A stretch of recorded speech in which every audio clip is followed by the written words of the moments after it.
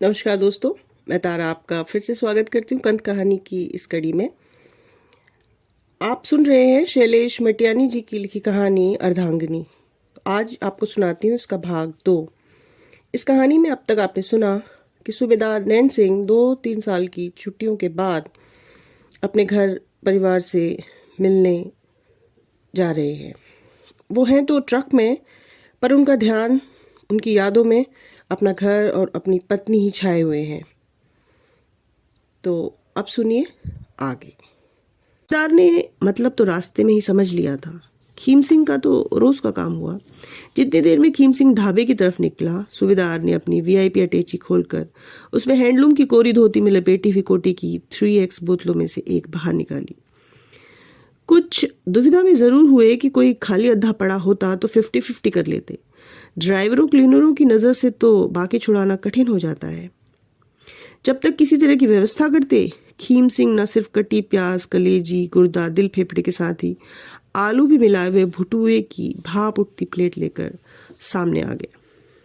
हाँ, पानी का जग लाना रह गया था, तो इतने में आधी बोतल थर्मस में कर लेने का अवसर मिल गया सूबेदार को।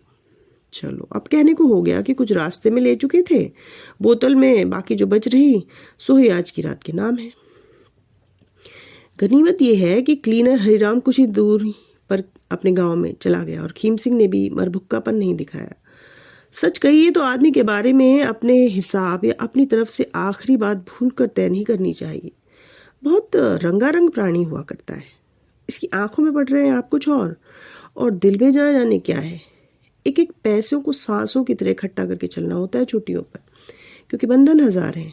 ऐसे में पैसा शरीर में से बोटी की तरह निकलता जान पड़ता है, क्योंकि गांव घर अड़ोस पड़ोस में ही अगर ना पता चला कि नैन सिंह सूबेदार का छुट्टियों पर घर आना क्या होता है तो नाक कहाँ रही।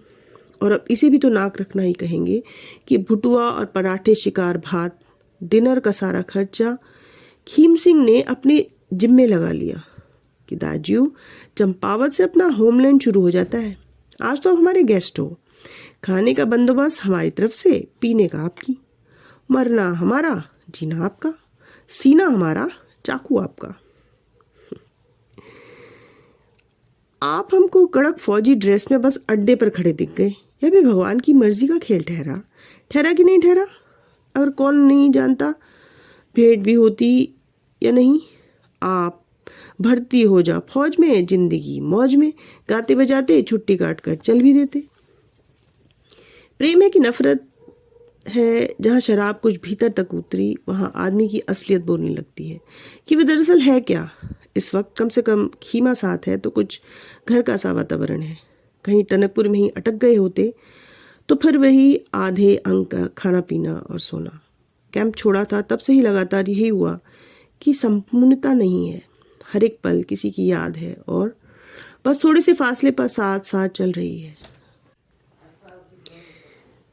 पर मायामयी छाया को शरीर धारण करने में अभी भी बहुत समय लगना है। कल जाकर गांव पहुंचेंगे, तभी यह बेचैनी थमेगी। सुदर्शन चक्र हाथ में है। छोटे मुंह बड़ी बात मान लेना दाजू। कौन हस्बैंड ऑफ मदर झूठ बोल रहा है। खीम सिंह ड्राइवर का नाम लेकर इंक्वायरी कर सकता है हर आदमी, जो चलता है टनकपुर की 10 लाइन में। जहाँ जरा सा बेलाइन हुए आप, श्रीमान जी, तो समझिए कि मुरब्बा तैयार है। कहते हुए खीम सिंह ने भुटुए की प्लेट उठाकर उसमें लगा तेल मसाला चाटना शुरू कर दिया।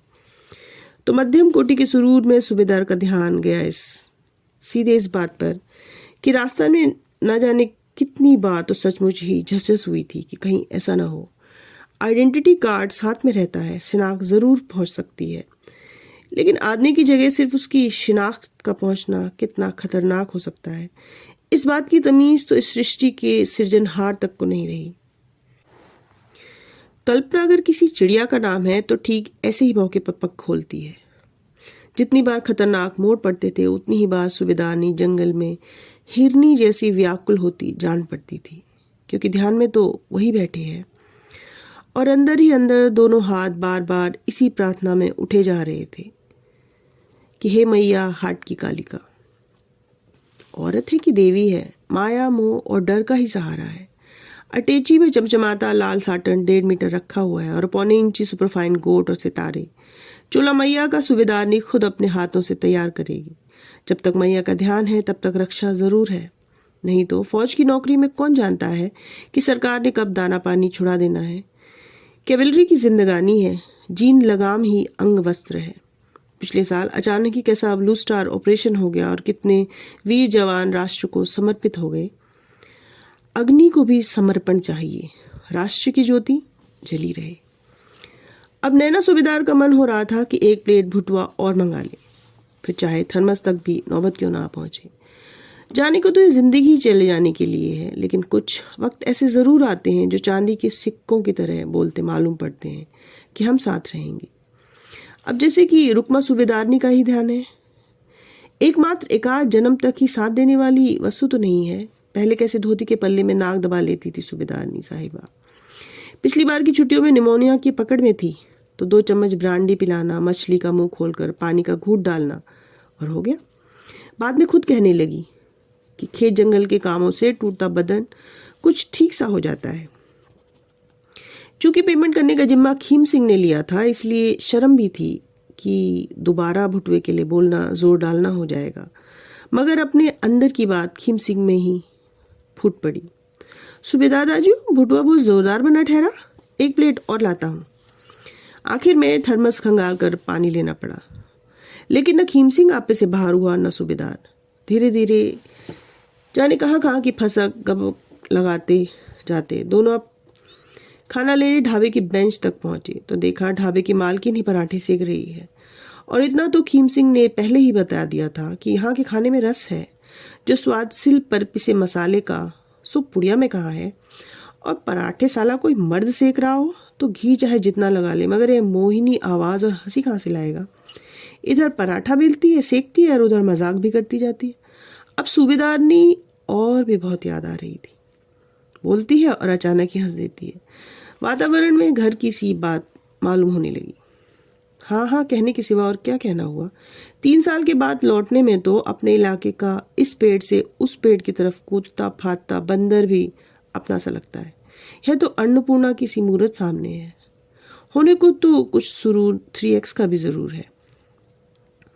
चूल्हे की आंच में किसी वनदेवी की प्रतिमा किसी छवि में है। सोने का गुलूबन झलमिला रहा है और आठे पाते में हाथों की चूड़ियां बज रही हैं। बीच बीच में माथे पर के बाल हटाने को बाई कोनी हवा में उठाती है तो रुकमा सूबेदारनी की नकल उतारती सी जान पड़ती है।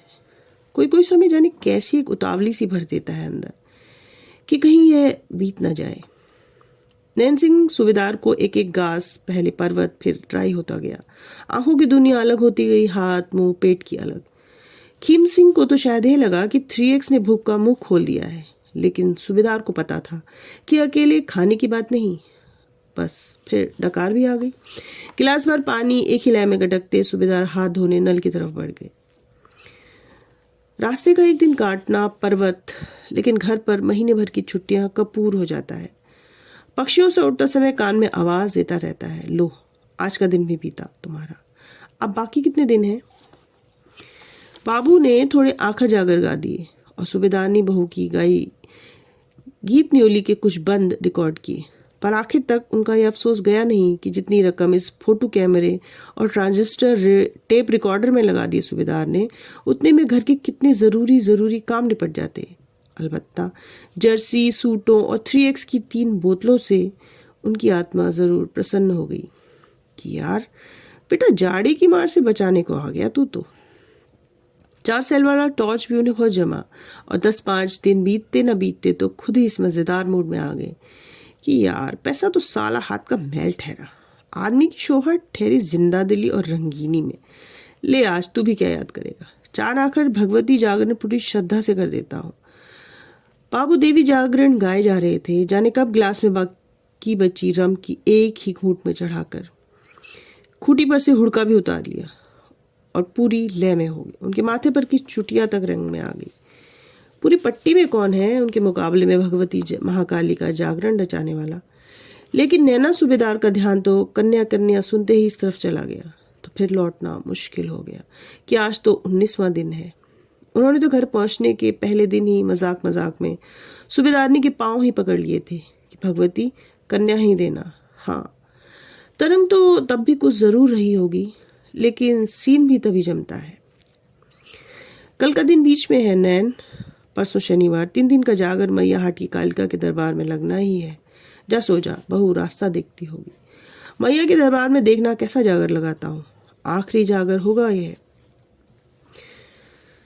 अड्डे तक सचमुच 10 बजे से भी कुछ पहले ही पहुंचा दिया था खीम सिंह ने। सुबह सुबह चंपावत से लोहागढ़ तक कितनी गहरी धुंध थी। ट्रक समेत कहीं अदृश्य लोक में जाने का आभास हो रहा था, और डर अलग। सारा ध्यान इसी बात पर टंगा रहता है कि क्या सचमुच इसी जन्म में फिर रुकमा सूबेदारनी मिलेगी। ट्रक में बैठे बैठे ही जाने कितनी बार हुआ कि परमात्मा तो अंतर्यामी है, उससे क्या छिपा है। मगर बगल में ड्राइवर की सीट पर बैठा खीम सिंह भी न जान रहा हो कि इसके मन में क्या चल रहा है। जब कोई होता है ना हर पल आदमी की यादों में, तो पशु पक्षी भी अंदर तक झांकते से लगते हैं। क्या रखा है साले किसी आदमी की जिंदगी में, अगर कहीं पांव से लेके सर से ऊपर तक का गहरे तालाब जैसा प्रेम नहीं हुआ। पहले तो कोई शब्द नहीं थे, फिर अचानक शब्द फूटा तो सचमुच एक सृष्टि होती चली गई। जीभ में लपटा तागे का गुच्छा हट गया और वाणी झरना होती गई। जाने कब कहाँ रात बीती। सूबेदारनी साहिबा ने नहीं टोका एक बार भी, सिर्फ इतना कहती उठ खड़ी हुई कि विहान तारा निकल आया है। सूबेदार को भी यही हुआ कि माँ भगवती तू नहीं तो और कौन है, कौन जागता है दिन रात हमारे लिए, कौन देता है इतना ध्यान, किसे पड़ी है हमारी इतनी चिंता। छुट्टियों के लिए अर्जी लगाने के दिन से लेकर यहाँ पहुंचने के दिन तक की सारी बेचैनी पर कैसे अपने ही खून में से बार बार पैदा होती है और रोम रोम में छा जाती है सूबेदारनी। बाजार निकलते ही कैसे साक्षात सामने आकर खुद ही ध्यान दिलाती रहती है कि क्या क्या उसके लिए लेना लाना है और क्या बच्चों और बाबू के लिए। उसका जाने कब कहाँ से अचानक छाया की तरह प्रकट होना और सारा ध्यान अपनी ओर खींच लेना बस गांव पहुंचकर ही थमता। पांव छूते ही मिट्टी के घड़े की तरह का फूट पड़ना और सारा पानी सूबेदार पर उड़ेल देना किया था सूबेदारनी ने। अर्धांगिनी का भाग 2 यहीं समाप्त करती हूँ। इसका भाग 3 और अंतिम कड़ी कल लेके आऊँगी। मुझे आशा है आपको ये कहानी पसंद आ रही होगी। तो कल तक के लिए धन्यवाद, नमस्कार।